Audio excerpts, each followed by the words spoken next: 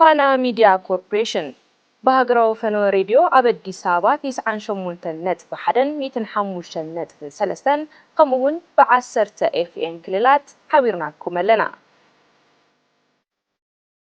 ብክልተ ጣብያ ቴሌቪዥን ብኣማራፂ ትሕዝቶታት ብኩሎም ዓይነታት ዲጂታል ሚድያ ሓቢርናኩም ኣለና። ፋና ሚድያ ኮርፖሬሽን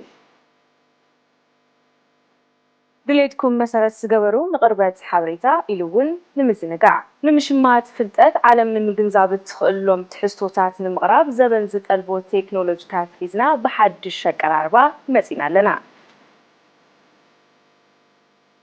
ብትሽዓንተ ቋንቋታት ብትሕዝቶ ተበፃሕን ተመራፅን ብምዃን ብማዕበል ኣየርን ሳይበርን ሕርያኩም ኮይና ከም ዝፀናሕናዮ ሕዚ እውን ብኩሎም መማረፅታት ናብ ዘለኽምዎ ተበፃሕን ምዃን ጉዳይኹም ጉዳይና ብምግባር ብሓድሽ ኣቀራርባ መፂና ኣለና።